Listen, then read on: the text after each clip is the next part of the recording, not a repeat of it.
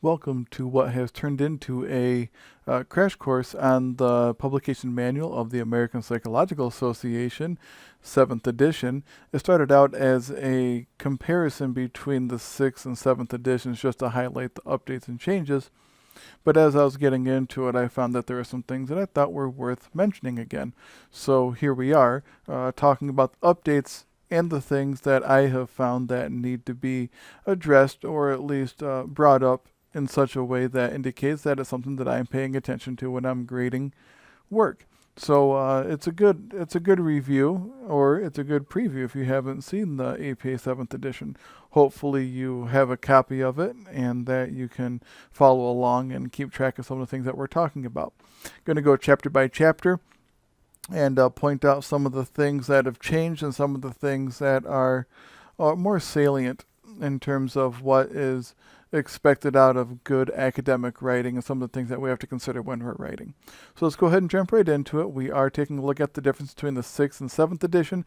If you have the blue edition, it's not as helpful as you would think. There are some significant changes. There hasn't been a change since the 6th edition in 2009, and the 7th edition came out in 2019. So as you can imagine, there are some things that have been updated.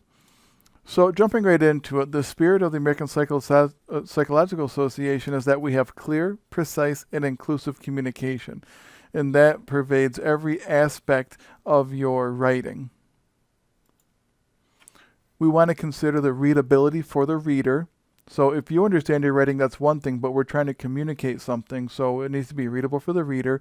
There needs to be clarity of expression, meaning that you are going to say what you mean and it's going to be clear. Tables and figures add to the writing as opposed to creating confusion, or as a substitute for writing. You use tables as a way to clarify writing, not as a way to substitute for it. We use consistency in formatting, language, structure, things like that. Liberal citations that are leanly reported, meaning that we give lots of citations and we use the concise way to report the references through our citations. So we don't have our bloated citations. There's a lot of abbreviations that we'll use and some conventions. And there's inclusive language for a diverse world. We need to use precise terminology when we're referring to groups of people or to any kind of social or psychological idea, so that we are using up-to-date terms that are inclusive for a wide variety of experience. So in chapter 1, we're talking about types of articles, and chapter 1 offers different ideas that we can use when we're developing our different types of writing. So we have basically literature reviews, theoretical articles, and then qualitative, quantitative, and mixed methods articles. Those are the three basic types of articles that chapter 1 covers. Most people are familiar with literature reviews, maybe not as much with theoretical articles, and it depends on what your experience is in our major, but sometimes you'll have experienced qualitative, quantitative, and mixed methods. So if you have taken research methods before, you will have done at least a quantitative article, in so much as that we create the report and go through all the steps. There might be some theory that's in it, but it certainly does also include a literature review of some sort, whether it's through the introduction or it's through the annotated bibliography. In some way, there will be a literature review. So you'll be familiar with those from doing work in research methods. If you haven't gotten there yet, you will. You may also have some exposure to these kinds of articles in your Writing 112 class. So again, some of the updates that we're talking about are descriptions of these articles. So we're not going to talk about what they are. That's for you to read about and to learn about. But there are descriptions of annotated bibliographies, the cause and effect essays, the comparative essays, expository, the précis, and persuasive essays. You probably are familiar with some of these. The précis is when you summarize some kind of text, and then the expository is when you're trying to explain or describe some kind of idea. Those are the two that people may not be as familiar with. But there is a description of those so that you can create them in the APA format, and you have a form to it. Lots of times people would be writing in the APA format, and they wouldn't be sure how to format their paper, how to structure it, because they're not sure if it fits the one or two examples that the 6th edition had, which are basically a quantitative report or quantitative article. So the new edition gives descriptions of kinds of articles. That way you can structure it. And what's nice too is that your instructors will have something to base their scoring on, and not necessarily just the best practices that we've been able to come up with, because we haven't had the form and structure. Now there is an official form and structure for a lot of these types of articles that we'll be writing. As far as formatting goes, many of the articles will take the format of the APA style, but some, like the annotated bibliographies, can be more flexible. Most of the time you're going to work an annotated bibliography into another work, so you want to make sure that for the sake of consistency, which is one of the aspects of the spirit of the APA, you will want to incorporate the same formatting for the sake of consistency. There is a form for how to do the annotated bibliography, which we'll cover a little bit later. So you want to make sure that you're using the proper form and outline structure that will keep your formatting consistent across the entirety of your document. So that's it for Chapter 1. In Chapter 2, there are some serious updates that we need to talk about. We'll talk about the title page, the running head format, the font types, levels of heading, and that there is another student paper example. Instead of like in the 6th edition where there was just a couple of examples of a general research report, there is a student example of a paper in the 7th edition. So you get to see what that will look like insofar as you would write something that matches it. So the title page may or may not include all of these based on what your instructor wants from you. And by the way, the APA comes out and says it. The instructor can supersede the APA formatting for a lot of these things. A lot of them are optional. For example, if the instructor does not want the course number and name on the paper, you don't have to put it on there. You're not going to violate APA. That's fine. Same thing with the running head. APA does not require the running head, but your professor might. So just keep that in mind. These are the things that the APA recommends beyond the title page. We want the title of the paper, the author or authors of the paper. If there are multiple authors, you can list them in alphabetical order. The affiliation of the authors, you'll be from Olivet College. Course number and name, the instructor's name, the due date, and a page number in the header. Now, when you're thinking about the header, you might be thinking about the running head, but that's not what APA recommends anymore for student papers. Your instructor may require that, and that's okay. You will need to abide by that, but the APA does not require the running head. Typically, the running head is used for documents that are submitted for publication. If the instructor wants it, then you need to have it in there. The title is approximately 3 inches from the top of the page.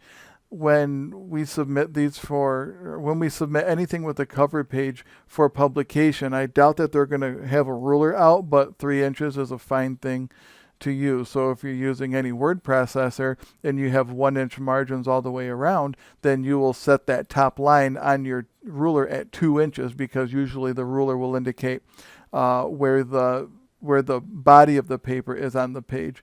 So if it says 2 inches, then that means there's 2 inches plus 1 inch header. If your ruler goes all the way to the top, then you just pick 3 inches, but you have to be a good user of your word processor to know that. And we do want double-spaced returns between the title and the author. So what that means is instead of there being just a single return, there is 2 returns. So there is a title, 2 spaces, and then your name. That is a change from the 6th edition. Again, we just covered that running heads are not included, but if they are, still format them as you had in the 6th edition of the APA manual, where there is the term running head, capital R, running head, and you have a colon, and then the running head itself will be in all caps with a maximum of 50 characters. That keeps it from bleeding into the next line or into the page number. So on your paper, it will say running head. The quotations are not part of it, just running head and then your actual running head. Then on the subsequent page, so on every page except for the first, you will have just the all caps title of your paper as you're running head without that phrase running head. That does not show up on the subsequent pages after the first. But you still have to have your page number on every page, as you would in a normal paper. Font types have gotten a little bit more relaxed in the APA 7th edition. There are 6 allowable fonts as far as the APA is concerned, and there are 3 sans serif fonts. So there's Calibri 11 point, Arial 11 point, and Lucida Sans Unicode 11 point.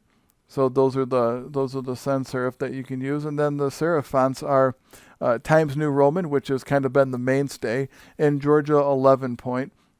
And then Computer Modern, which is not a Microsoft font, so I can't show that to you through PowerPoint. I could copy and paste, from a different source, but it would get mucked up in the transfer because Microsoft doesn't handle it so well. So if you have an Apple computer, Computer Modern is allowed as well. So you get to have some lenience on the kind of font that you use. I normally recommend Times New Roman, but most accessibility formats include the sans serif font, so there wouldn't be any of the tails. So the G has a couple of tails on it, but over here and on the left-hand column, there aren't the tails on them, and that's easier for computer programs that will read the fonts read the text to individuals who need such help. So that's font type.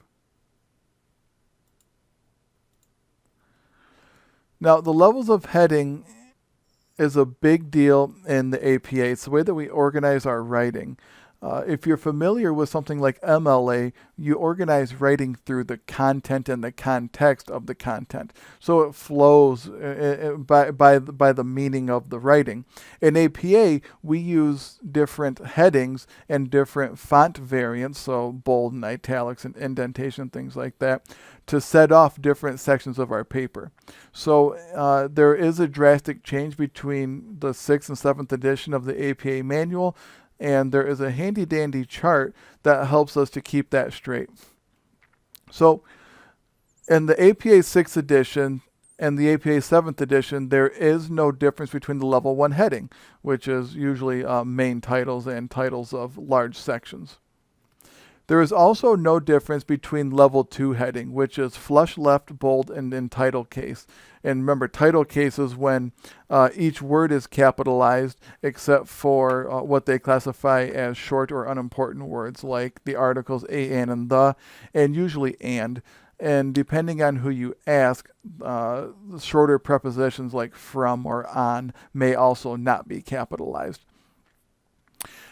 However, starting in the 3rd level, there is a difference in the 6th and 7th edition. In the 6th edition, you would use similar formatting to the 2nd level, except for you would indent and you would use paragraph case. It would still be bold. In the APA 7th edition, there are some changes. The heading is still in title case, so it kind of matches level 2. There is no period at the end of it, and there is no indentation. What's also different is that the paragraph that starts after that heading in the 7th edition starts as a new paragraph, as opposed to in the 6th edition, to where where the paragraph of text would start directly after the heading as if it were a sentence. So, and for level 3 in the APA 7th edition, everything is flush left, bold, italics, in title case with no punctuation at the end. And then the next paragraph starts as a next paragraph as opposed to the next line in the same paragraph. For level 4, you match the heading for level 2, except for you indent it. And then for level 5, you match the same as level 3, but you indent it. So for APA 7th edition, all of your headings are in title case. You'll notice that each heading is in title case, so the important words, or each word, is capitalized. And then you have, starting in level 4, a period at the end, and then the B, the superscript B, refers to note B. The text starts after the heading as if the heading were the first sentence in the paragraph. So starting in level 4, the text continues in the paragraph. So that is a difference between APA 6th edition and APA 7th edition for both levels 4 and 5. So if you want to do the comparative thing, you can look at the APA 6 and compare it to the APA 7th. If you just want to focus on what to do in the APA 7th, just look at the right-hand column and you'll be okay. So that's it for Chapter 2. We are going to skip over to Chapter 4 because Chapter 3 has a lot to do with how we report things and how we set up our papers for publication, and that's not entirely relevant to undergraduate writing. If you are going to do some publication, certainly reach out and we can talk about that, or whoever is mentoring whatever project you want to have published can help you. Chapter 4, which is about writing and grammar, has some updates that are new and many other things that I want to just remind you of as a matter of good writing. So in Chapter 4, there are some updates. There is the singular they, so it's using they as a singular pronoun as opposed to a third person plural. We're also going to talk about anthropomorphism and then some other notes. And the other notes has a lot to do with some of the things that I would just like to remind you of. So in Chapter 4, we're going to talk about the singular use of the word they. Now, they is obviously a plural word, but we are going to be allowed by the APA to use it in a way that refers to somebody without referring to a sex pronoun. So we're not going to use the male or female versions of pronouns unless it is required or unless it's relevant to our research. So here's an example of what that looks like. An IRB member questioned the ethics of the study. They felt informed consent was lacking. The underlined bit in the front describes the member. So that's the subject of the sentence. It is an individual person, an IRB member, an individual. They felt informed consent was lacking. In the 6th edition, you would say something like, he or she felt informed consent was lacking. However, for the sake of clarity, we are going to use the plural they to refer to the singular subject. You grammarians out there, me included, kind of grit your teeth at that, but it's allowed for the sake of consistency and clarity, and it also takes away the cumbersome he or she or the he/she. That's at the very least from a clarity standpoint. Whoops. Let me go back up. Boop, boop, boop, boop, boop. There we go. Okay, here we go. Another example. The participant who responded negatively said that they had never been outside of the country. Again, that participant is singular, which means that the pronoun should refer to, or excuse me, the pronoun should be singular, just like the antecedent, participant. The participant, singular. We're going to allow it in APA. It's a way to keep things conventional. It's a way to keep things from being laden with gender identity. When it's not important, we don't need to talk about it. When it is important and relevant, then we talk about it. It just depends on what the situation is. So you can feel free to use the singular they, and it's okay to do in the APA. If your instructor has an issue with it, then I would defer to the instructor for that class and do what's asked of you. You can always cite the APA manual and say that it's an allowed thing, but keep in mind that you are still being graded by instructors and not the APA manual, although you would have a good case for it.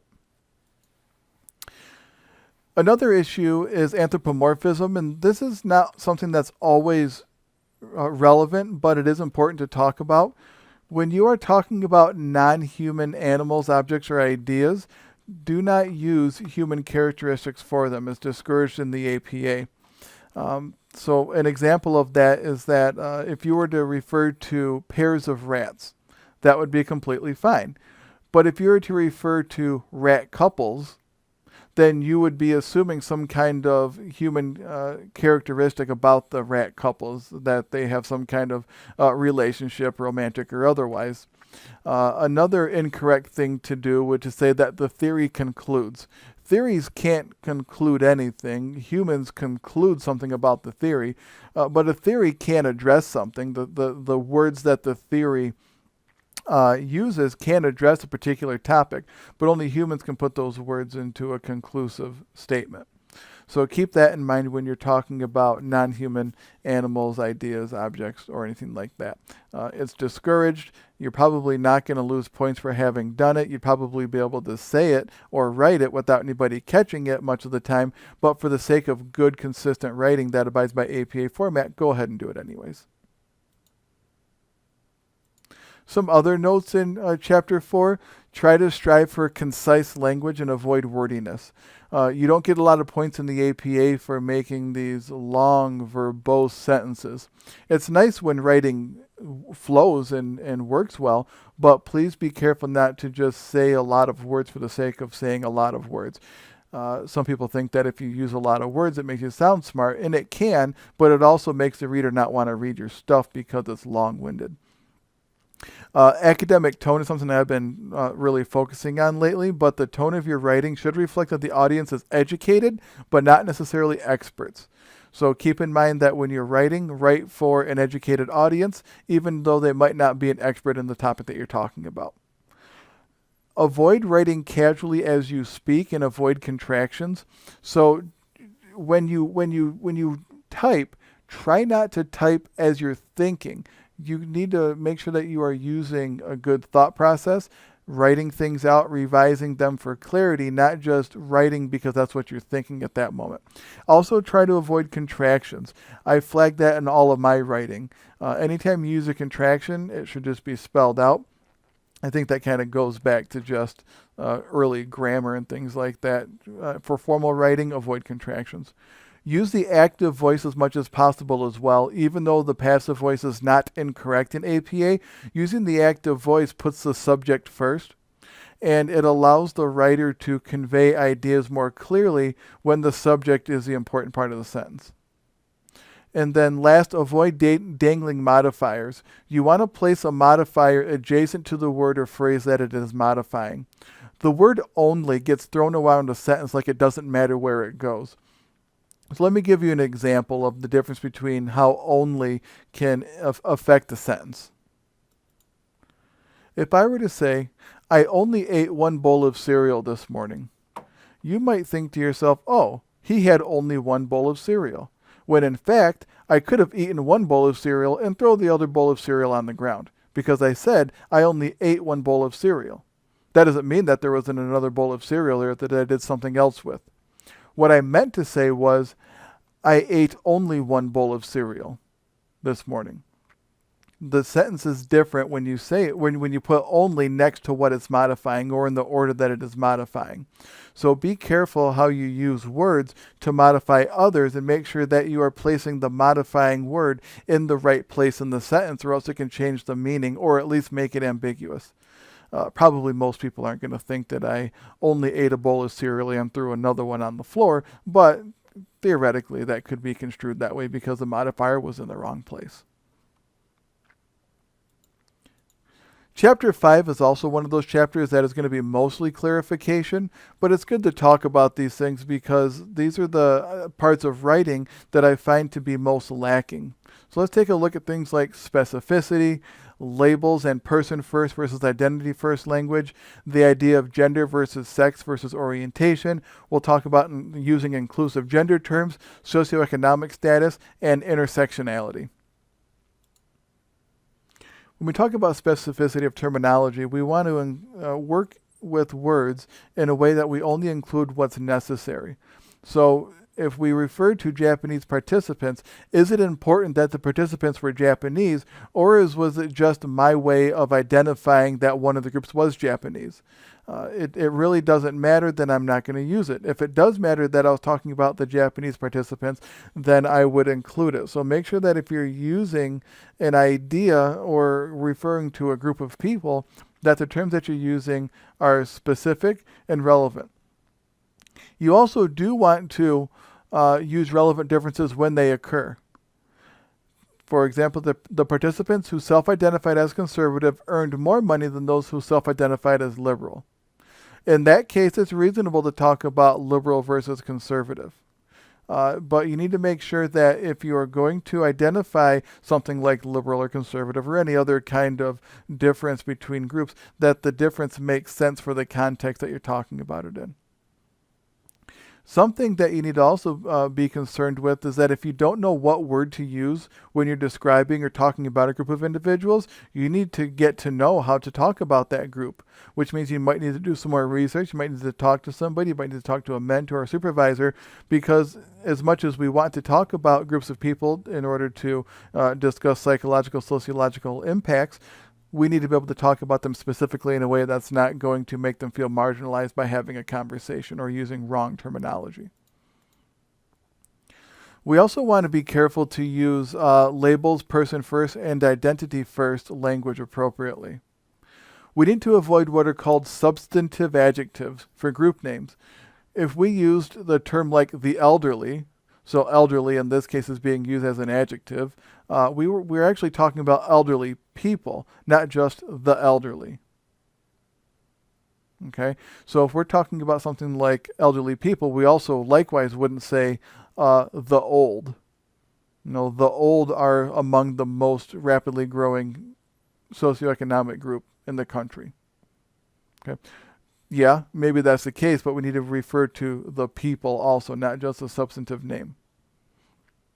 Now, we do get into that a lot, and we accept it a lot. For example, if I said, I'd like to see all the freshmen after seminar, really what I'm saying is I would like to see all the freshman students after seminar, but freshman as an adjective has become used almost as a noun so that we don't have to refer to people as freshman students. So we have grown accustomed to using substantive adjectives, so make sure that you are being careful about how you're using them and straying away from using them to describe people in general, unless it has become a convention that's widely used. So, for example, the elderly should still be stated as the elderly people, by the way. We also want to use person-first language when the disability is not a focus. Okay? So we would not say something like, there were 2 schizophrenic patients, because that's putting the disability first. In this case, it's a mental health diagnosis. We would be saying schizophrenic patients. The focus ought not to be schizophrenic patients, but rather that there were 2 patients diagnosed with schizophrenia. They were people first who carried a diagnosis. Person-first language is big among those who talk about disabilities, because we'll oftentimes hear people talking about somebody who is autistic. Okay, that autistic person ... Even if they mean well, they're putting autism before the individual, which means that they are putting the label of the diagnosis first instead of the person. We want to use identity-first language when, in fact, the group is trying to reclaim a term, or it's a point of pride, or it is the focus. So in that case, we would use identity-first language, for example, the people who are deaf, okay, as opposed to the deaf individuals. In a case where a group is trying to reclaim a term, or it is a point of pride, or it is a point of identification for the group, for example, deaf culture is a point of pride among people who are deaf. So you would say that the deaf individuals ... And if you were talking about the deaf culture itself, then you would have a capital D, deaf, for the deaf individuals. So in some cases, it is a point of pride to talk about the issue that they are experiencing first, because they are trying to reclaim a term or some kind of identity. So you'll have to do a little bit of research and get to know your population in order to make that determination. 3 terms that can get mixed up: gender, sex, and orientation. In psychological science, gender is identification with the attitudes, feelings, and behaviors relative to that social construct of gender.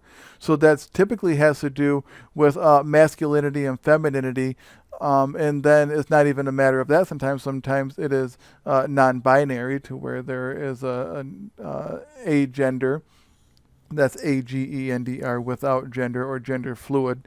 So there are lots, not to say they're the same thing, but there are lots of different designations for gender, so we need to be careful how we use gender. Sex is usually defined in psychological science as the assigned sex at birth, given lots of considerations, especially biological indicators like external genitalia, genes and chromosomes, hormones, etc. There are lots of different factors that go into how we identify sex at birth. And it's not just a matter of external genitalia, there are a lot of other factors. And then last, sexual orientation, just orientation, is attraction to others. So we need to make sure that if we're talking about somebody's orientation, or if we're exploring the idea of orientation, we are talking about how that person is attracted to others. Male or female, for example, is not an orientation. So we need to make sure that we're using precise terms and appropriate definitions in order to identify what orientation means. So another thing that we have to be careful of are inclusive gender terms. So if you're not sure how somebody identifies or how somebody identifies as part of a group, you need to consult with the individual or the group. You need to find out what the appropriate terminology is for whatever they are experiencing or however they identify. One of the reasons why the singular they has been adopted is for people who either don't identify as male or female, or whose gender or sex you are not sure of, or if they don't identify as any kind of gender. So you can use they, and that tends to capture a wide variety of individuals for the sake of using some kind of word pronoun to refer to them. The same rules apply for orientation and sexuality. So if you find that a group identifies a certain way using specific terms, then use them. But you have to get to know those terms, and you have to get to know those populations. Remember that terms are dynamic and fluid. So just because you learned a term for how somebody identifies doesn't mean that that's how they're always going to identify, and it doesn't always mean that that's going to be the accepted term for that individual. Just think of all the different terms that are no longer fashionable to use now. Socioeconomic status is also something we need to be careful of when we're writing. So when we're referring to income, we need to make sure that we refer to criteria that relate to socioeconomic status, not just saying that somebody is experiencing poorness or that they're middle class or whatever. Try to operationalize those ideas by using specific terms. We don't want to say things like somebody is needy or talking about the homeless, which, by the way, is using a substantive adjective. It would be people who are experiencing a homeless situation, if you wanted to take that term homeless and still throw it into the right order. And also something that you don't want to use is the projects. There are lots of names for housing projects, and the projects is one of them. So you could say the housing projects, but the projects becomes pejorative. We also want to use specific and descriptive terms like people who experience financial hardship instead of the needy or poor. Okay, people who experience financial hardship, because needy and poor can mean different things. It doesn't necessarily mean that they're lacking resources. They could just be lacking money. Or they could have money but not know how to use it, which can also lead to neediness. So we need to make sure that we're using specific and descriptive terms. We also want to include ethnic and racial data to help reduce implicit indicators or proxy measures that relate to SES and race and ethnicity. For example, you don't want to suggest that poor people are a certain race, or that a certain neighborhood is quote unquote poor because of the racial makeup of that neighborhood, which is what people do. That's actually one of the things that politicians will use in order to gerrymander or create voting districts. They will think that because there is a certain racial makeup of a neighborhood, that they can use that as a measurement of how much money they have. So when it's important to talk about socioeconomic status, you need to include financial descriptors as well as racial and ethnic descriptors at the same time. That way people don't think that you are using one to talk about the other. And then last in Chapter 5 is a topic of intersectionality. So we need to make sure that when we are talking about different racial and ethnic groups, that we aren't suggesting, by the way, race and ethnicity is one example. There are many other identities. But if we're talking about any kind of identity, and there are strata, or there are different levels inside of that particular identity, that we don't think that just because somebody is a member of, for example, a Hispanic population, that they all have the same experiences.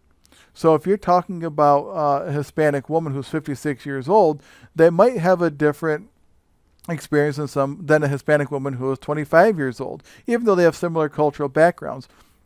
You can also not make broad characterizations of a Hispanic culture, especially if you're talking about the difference between the Hispanic woman and Hispanic man.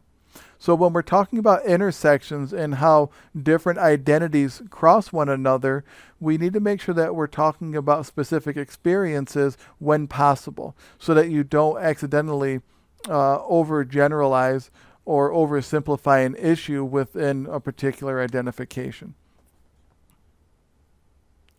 All right, chapter number 6, mechanics. This is kind of nuts and bolts type stuff for writing, so hopefully this won't take too long to work through. But summary of the updates in the APA 7th edition is the number of spaces after periods and sentences, formatting examples, capitalization clarification, abbreviations, presentation of numbers, and numbered, bulleted, and lettered lists. In the APA, the number of spaces after a period is 1, and that is in nearly all cases. There are a couple exceptions, and you're unlikely to run into them, and you can find those in the APA manual, but the running rule is 1 space after a period. That also includes the single space between author initials. For example, in the first example, Haggerty, comma, space, W, period, space, J, period. Not the second example where it's Haggerty, comma, space, W, period, J, period, missing a space between the period and the J. We need to make sure that those are in there.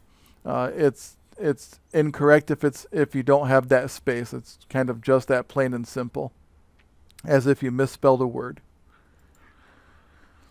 Now, the way that we format examples is different in the 6th and 7th edition. In the 6th edition, we would italicize examples of names of instruments or variables. But in the 7th edition, we're going to use quotation marks for for identifying examples of instruments and examples and variables and things like that. The reason for that is because individuals who rely on any kind of system to read papers for them and use some kind of voice module to read them aloud, it's harder for them to read italicized words as opposed to quotations. I've worked with a student who was blind, and he used a program called JAWS, and in fact it was very difficult for him to know when something was italicized because sometimes the program would tell him, sometimes it wouldn't, but it never missed quotations. So we're going to use quotations as opposed to italics to indicate a variable name or any other kind of example like that. So for capitalization clarification, ethnic and racial groups are capitalized. So black women, black is capitalized. White Muslims, both are capitalized because it is an ethnic and racial group. And then Hispanic transgender men, Hispanic is capitalized again because it's an ethnic group. Titles that precede a named individual are capitalized. So chairman of the board, Smith. Chairman of the board is the official title of that individual, and then the last name is the name of the individual.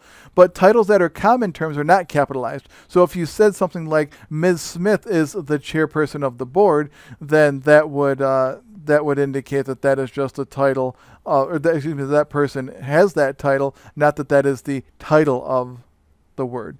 Let me give you a basic example of that.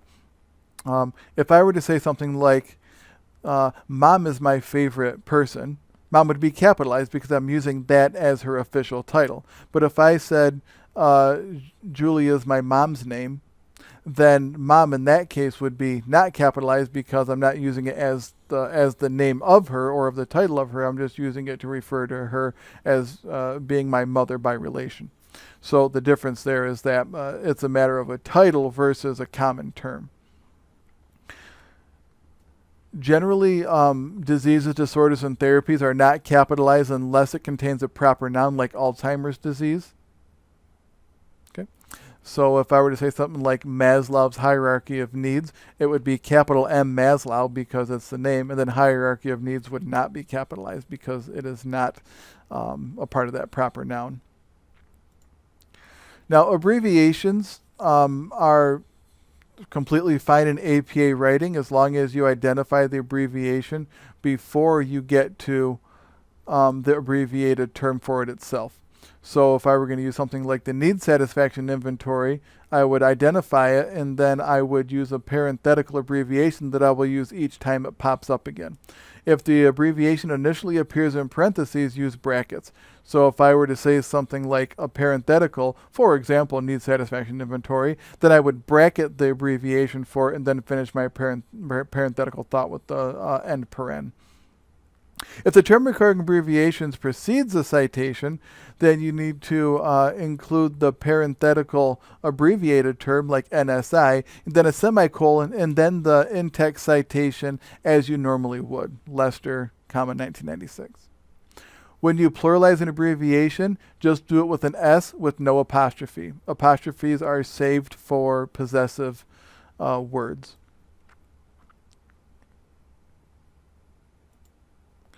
When we express numbers, you can use the numerals if you want to, or you're expected. You use the numerals in APA format, except for a couple of times.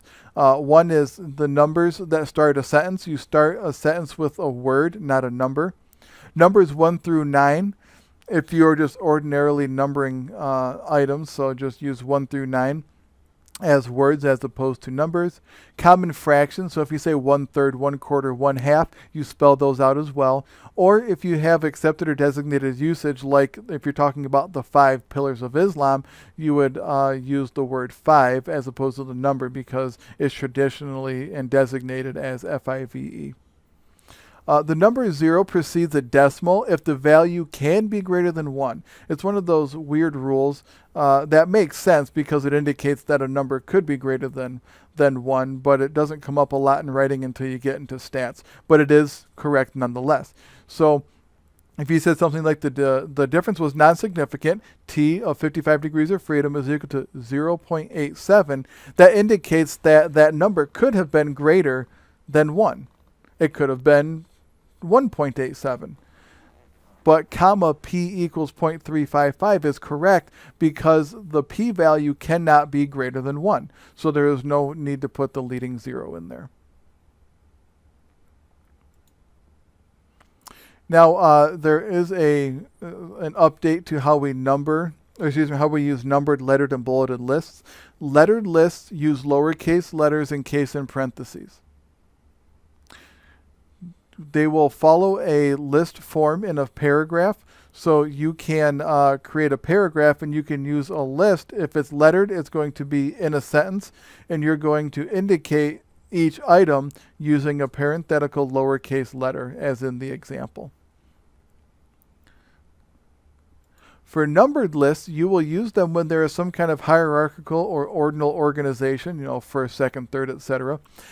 You will use numbers, and you will use a left-hand justification that lines up with the text with one space between the period and the font that follows, the text that follows it.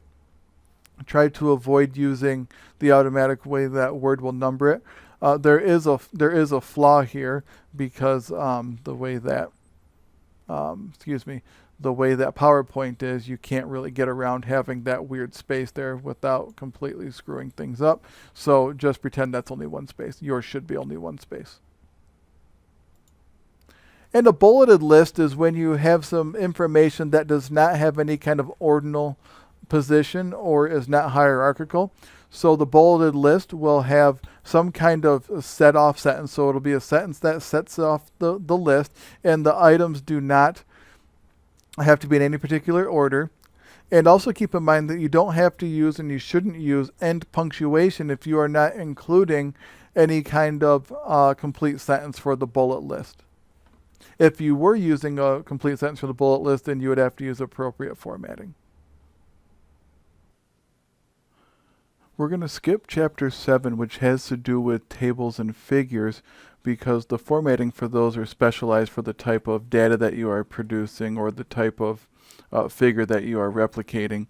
copying. So it's encouraged to go through those on a case-by-case basis, and for the sake of brevity in this presentation, I'm not going to cover that. You'll be working with a mentor at an undergraduate level. You'll be working with a mentor in order to cover those things, and you'll be able to use the guide effectively in order to do that. So I encourage you to read that on your own. We're going to pick back up in Chapter 8, where we're talking about works credited in the text. Now, Chapter 8 is incredibly important because it allows you the ability to cite your references, which is a very important skill to have when you're writing in APA format. Any fact or bit of information that you provide in your writing that is not so common that everybody knows it, or that is not you using your ideas to put information together, should be cited in the text and also in the references section. So anytime you have information that is not common knowledge, and that's common to everybody, not even just people in your discipline, then we need to be citing it somehow, using primary resources preferably, but secondary resources if we need to. So the summary of the updates in Chapter 8 are that there are special approaches to citation that we're going to cover. We're going to talk about parenthetical and narrative citations and how they have changed, and also reporting the number of authors in text. It's gone from a few to many, so we'll talk about those as well. So the special approaches to citation that we're going to cover are in the APA manual, examples 15 through 95. 15 and 95, not through. The big ones are that personal interviews are considered non-recoverable. So what that means is that you will be citing them in the text but not in the references. It's an interesting idea, but the references are considered to be those resources that you can recover time and time again. Even if you had a recording of an interview, it's not considered to be recoverable still. So you would just include the personal communication in the text, but not in the references section. So for example, picking up in the sentence, in an interview with Dr. Simmons, parenthetical citation, personal communication, September 29, 2019.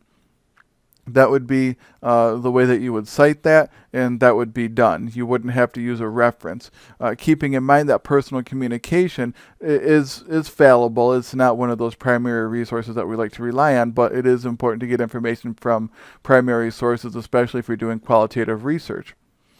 If you are using qualitative research and you have some kind of records that you have kept, it's not considered to be an interview necessarily so much as it is your data set. So keep in mind that doing a personal interview just to get information from an expert is different than collecting data from subjects or participants. Another example of what this might look like is, as he reported in the interview, and then Simmons, who is the author, then the type of communication, personal communication, and then the date that you retrieved the information. Again, those two are special situations where you would include the in-text citation, but not necessarily the reference because it's non-recoverable, meaning that you really can't go back and find a place that anybody could access it. It's really your own personal notes or whatever. And they're not published, so it's hard to get a hold of those if you are just a reader. So again, research participant interviews are not cited as part of the methods section. Those go in a different section altogether.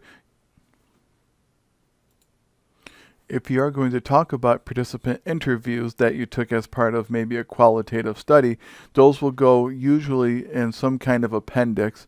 Every so often you might refer to something that your participant said as a way to give an example of how something was coded in your qualitative study, but generally you aren't going to use an in-text citation. You're just going to refer to the fact that a participant said something. Again, we don't refer to our own work as part of an in-text citation. So if a participant in your study said something, whatever they said, you can put in the appendix as part of the transcript if you'd like to, or you can put it, maybe somewhere else in the paper, but you're certainly not going to refer to it using a reference. So don't use this circular reference style where you would end up citing your own work when you're talking about what participants said in your study. Now, there is some clarification in Chapter 8 in the new edition of the APA manual that talks about parenthetical versus what we call narrative citations. So the parenthetical citations are when you have parentheses and you cite the author and the date. The narrative citation is when you use the author's name within the sentence and then refer to the other part of the reference is usually the date. So with parenthetical citations, we use abbreviations. We use the ampersand instead of the word and between the penultimate and last author. So if you have three authors, you have author 1, comma, author 2, comma, ampersand, author 3. Okay. So what happens is it becomes part of the sentence. So when you are punctuating your parenthetical citation, put a period after it. So the punctuation for the sentence, if the citation is at the end of the sentence, the punctuation goes after it. Same thing with commas. If you have some kind of compound sentence, or if you have some kind of a positive or something that you're setting off with commas, you'll put the comma after the in-text citation. Now, the narrative citations should flow like a sentence still, so the citation is part of the sentence and follow punctuation and grammar rules like you would normally see if you're going to use any other type of wording in a sentence. So just because you include a narrative citation where you said something like, Smith, parentheses, 2006, said that, it would just be a part of the sentence. You wouldn't set the whole thing off with commas and the punctuation follows as it normally would. There are several examples in the APA manual of that, but these are just a couple of things to point out that people can get mixed up from time to time. When you have multiple authors for one work, which is very common, the rules have changed from the 6th edition to the 7th edition. So in any instance that you have multiple authors, even the first instance, you use all the author names when there are fewer than 3. So if there are only 2 authors, you use all the names. Smith and Jones 2013, for example, for a parenthetical in-text citation. When you have more than 2 authors, so for 3 or more authors, then you use the first author's name and then the phrase et al., which means and others. So it's Latin, so it means and all the others. So it's abbreviated et space al period. The al period is actually an abbreviation for the word alii, alii, which means and the rest in Latin. So it's et, no period. Et is not abbreviated, that means and, space al period, because the word alii is abbreviated to al, so et al. So you use the last name of the first author, and then you use the phrase et al. It means and the rest, so it looks like Smith et al., comma, 2013. And you do that for each occurrence even after the first, even the first one. In the 6th edition, you listed all the authors in the first instance, and then every other instance was et al. But now in the 7th edition, it's first author et al. If you do have multiple works by the same author in the same year, you can include subsequent names as long as adding those names creates a difference between the authors, meaning that sometimes Smith will have multiple works, but they'll have different authors that worked with that initial author, Smith. So you can include other names if it adds clarity. For example, if Smith and Jones wrote an article and Smith and Wilson wrote an article, if you abbreviate, or Smith, Wilson, and maybe some other authors. But anyways, if you included Smith and Wilson et al., that would clarify the difference between Smith and Wilson and Smith and Jones. So add names if it adds clarity. You can consult Chapter 8, Section 20, what is that? 20, nope, it's 17. So Chapter 8, Section 17, there's also Table 8.1 that helps you to clarify that as well. Moving on to Chapter 9, there are some updates to the reference list. So we talked about in Chapter 8 the in-text citation. Now we're talking about the reference list. So the reference list is what you put at the end of your paper that has a list of all the references that you use, including the ones that you use for in-text citations. We're going to take a look at the number of authors that you include. We'll take a look at DOIs and URLs. There's some changes there. And then there are some changes to the annotated bibliography guidance, which is nice because prior to this edition, there really wasn't a lot of guidance on how to create an annotated bibliography, except for just basic formatting rules and conventions. So we'll take a look at that. In the reference list, it used to be common to use only the first 6 authors, and then you would have an ellipsis, so ... and then you would list the rest of the last author, as if you were just kind of noting that there are more authors that you are including for the sake of space. Well, now that most of the articles are done digitally, there isn't a need to cut down on space as far as publishing a paper. So now what happens is that if you have up to 20 authors in an article, you will include all the author names in the reference list. If you have more than 20 authors, you will then list the first 20 authors, then an ellipsis, and then the last author. So you can consult Chapter 9 in your APA manual for that, but that is a difference from the 6th edition to the 7th edition.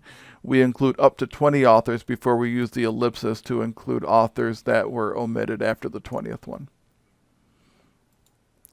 A big change between the 6th and 7th edition has to do with DOIs and URLs. So DOIs, which are digital object identifiers, and URLs, which are common web links. And those web links are, well, the URL abbreviation means, Uniform Resource Locator. So it's a way for us to be able to find some kind of resource on the internet that's a uniform language, so URL, whatever, it's a web link. So both DOIs and URLs are formatted as URLs now. Because DOIs are created by a common organization, DOI.org, we know that just including the link to the resource via the domain DOI.org works very well. So we used to label our DOIs in the 6th edition by saying lowercase DOI : and then you would have the DOI number. We're not using that anymore because we know that in digital formats, if we click on the link, it'll take us there. And version 7, 7th edition of the APA manual is leveraging the fact that we can click on your references to find them. So gone are the days where we have to copy and paste and try to track things down. If we can't click on a link for a reference and find where that reference is, it's no good. Now, there are still some references that don't have DOIs, and for those you will still need to rely on URLs or database information or whatever. But for any article or other web resource or digital resource that has a DOI, we need to include that. So what happens is when you have a DOI, they all start with the same domain, the homepage path, https://doi.org/. So they all start with that, and then everything after that backslash after the domain becomes the DOI. So the actual DOI follows the last backslash, and then you enter in whatever your DOI is. Sometimes it's just numbers, sometimes it's alphanumeric. It doesn't matter. Whatever the DOI is for that document gets plugged in as a link, and if I am reading your paper, I should be able to right-click and follow the link, or click the link itself, or at least copy and paste that link into my web browser and go right to that resource. I should be able to do that if you've done your DOIs the right way. Like I said, even if there is no DOI, which is increasingly rare, use the URL that would lead to the article. We don't use the phrase retrieved from before the URLs anymore. We don't need those anymore. So be aware of that.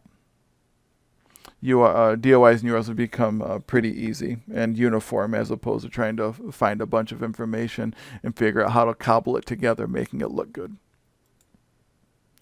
So a couple more things about DOIs and URLs. Common databases don't need to be mentioned in the reference. You just cite the article with the DOI and refer to the database's login URL. So it used to be where we had to talk about the database, and it had to be like this bracketed bit of information. We don't need to talk about that in the reference so much as we used to. So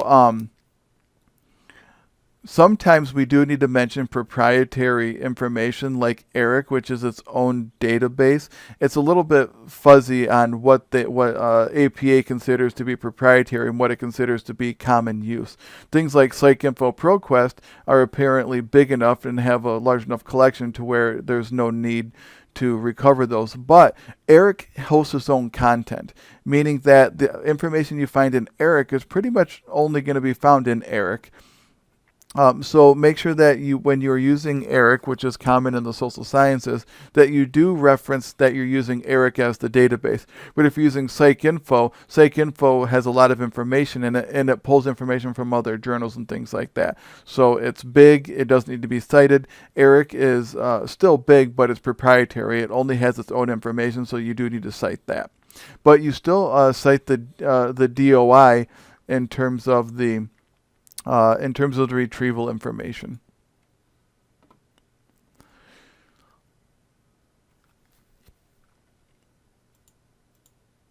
So even more on DOIs and URLs. These are kind of important because this is what we mostly use. Copy and paste your URLs and DOIs so that you don't have any transcription errors. Don't retype them. Most people don't have a problem with that because it's so much easier to copy and paste. But make sure that you are copy and pasting the URLs in their entirety. So make sure you don't miss a character or whatever because it'll be broken. In the 6th edition of the APA manual, there were no hyperlinks allowed, meaning that if you had an underlined or a highlighted web link, it would be incorrect as far as the reference list was concerned. APA is now encouraging you to have hyperlinks in your papers. That way, when they get transposed to PDF or some kind of other online documentation system, you can click on those links and go to them. So do include the hyperlinks. Sometimes DOIs and URLs get broken for whatever reason, especially if something gets moved. If you cannot find your reference based on the URL, you need to find a different reference.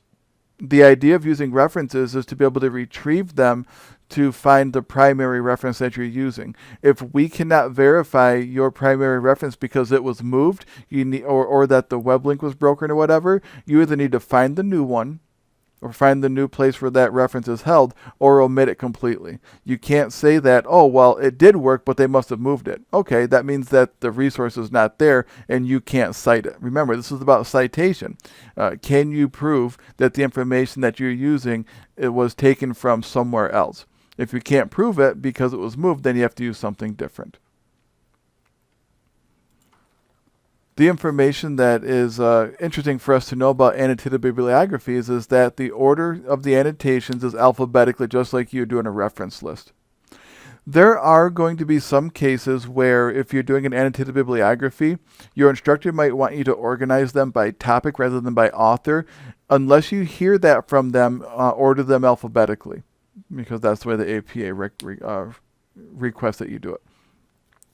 You will apply a hanging indent to your, to the reference in the annotated bibliography, just like you did in the references section. So when you have your reference, it should look just like it does in the references section. For the annotated bibliography, apply a hanging indent to the reference, just like you did in the reference list. The annotation should follow the reference as a regular paragraph, except for the entire paragraph is indented by 1/2 inch on the left side, just like a block quote. So what you will do is you will set up your word processor to indent the entire paragraph by 1/2 inch.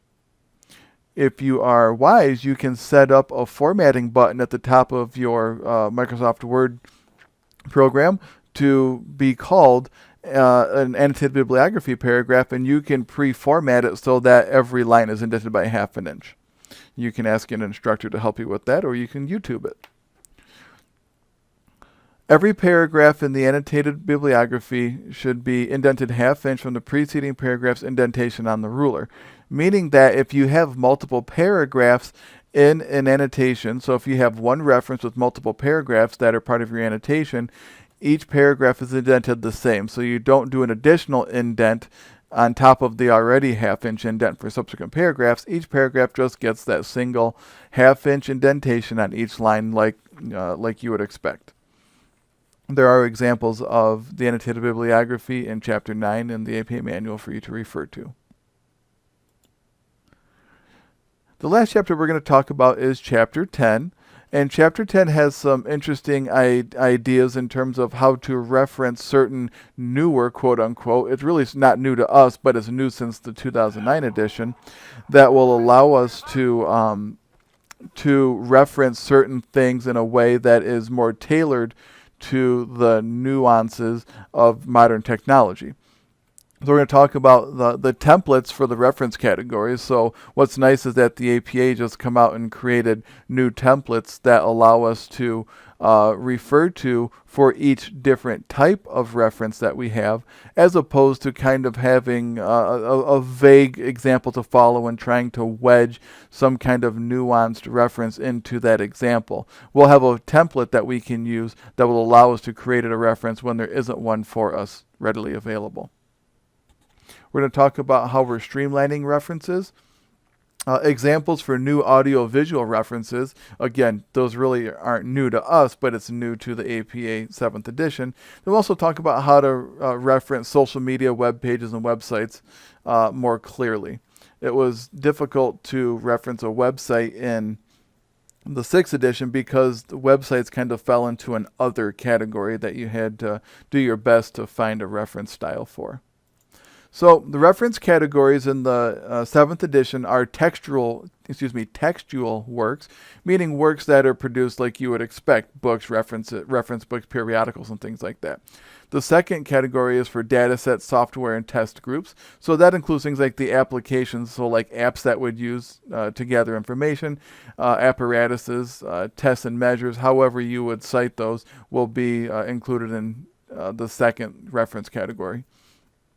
Audio-visual media has a lot of updates to it, so there are examples of how you would cite a YouTube clip, a podcast, PowerPoint slides from lectures and things like that. And then the fourth is online media. So we're going to get clear and concise ways to cite a web page, a website. So a web page is a single page within a website. We're going to look at how you cite a website in its entirety, how you might cite Instagram, Twitter, or whatever, because we know that there are some ways of gathering data from the social media methods. Whether or not they're reputable is inconclusive, but there are people who are saying things on Twitter, Instagram that you might want to cite. So streamlined referencing is all about how we have the templates. So there's not a lot to say about that, except for these templates are very easy to follow. If you don't have a reference that you can look at by example, rely on the template, and that will help you to fill in the blanks when there are some. APA recommends that you overcite something rather than undercite something. So if you have information that you want to include that you think might be helpful for the citation, include it rather than not. The APA 7th edition includes references for TED Talks, webinars, podcasts, podcast episodes, PowerPoint lecture slides, and YouTube videos. So if you have any of those as references, for whatever reason, there are ways to cite them. So we will be looking at the proper citation for those as opposed to just generally talking about authors and titles. TED Talks will have information that's specific to the TED Talk. Webinars the same way. PowerPoint lecture slides will ask you to include additions and things like that. So when you're looking at these different media, make sure that you're looking at the examples and not just relying on vaguely how to cite something. Don't cite a YouTube video like a website, for example. There are different bits of information that you have to include.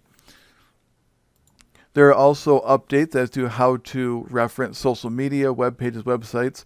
So for social media, specifically, there is information on how to reference a tweet, a Facebook post, and Instagram. Those are typically considered informal, but if you are looking at doing some kind of study where you want to know what kind of language people are using, referencing tweets is completely reasonable because that's a way to see what people are saying. Same thing with Facebook posts and Instagram. If you want to cite a web page and website, which you should do very cautiously because Again, websites and web pages are informal productions, meaning that anybody can create a website. That doesn't mean that it's authoritative or reputable. You really want to rely on .org, .gov websites if you're trying to get information about a topic. If you are generally looking for information, you can use .edu sometimes if you're trying to find information about maybe the breakdown of ethnicity in a particular college. That would be a fine thing to do. But make sure that you're using templates and the examples as a last resort if there's not a specific example for what you're trying to cite. We want to exhaust efforts to find primary resources too, so don't rely on a website just because it's convenient. If the website, as they often do, has reference lists for articles, read through the article reference lists to see where they're getting their information from and try to track that down.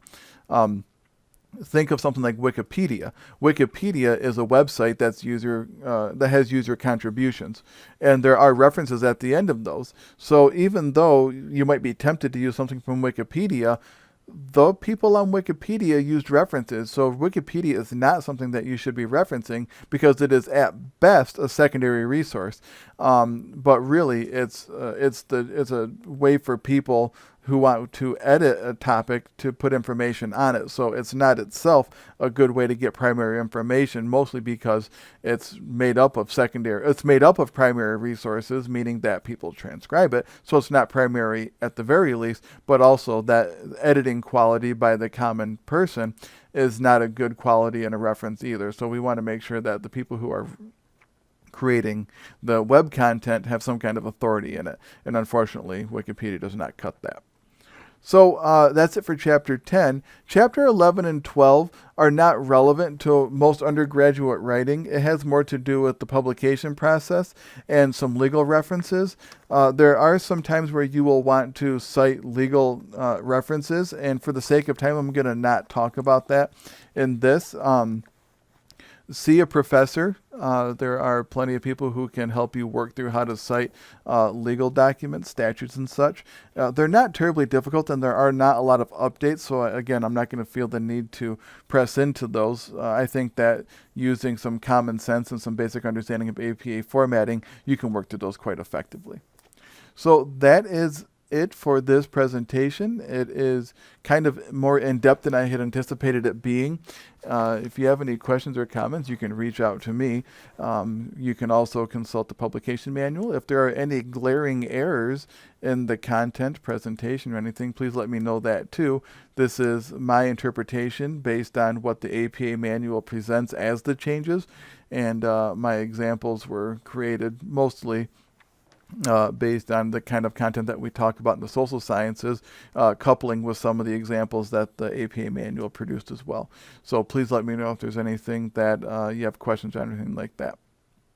I hope this has been helpful, and I am happy to contribute to keeping everybody up to date.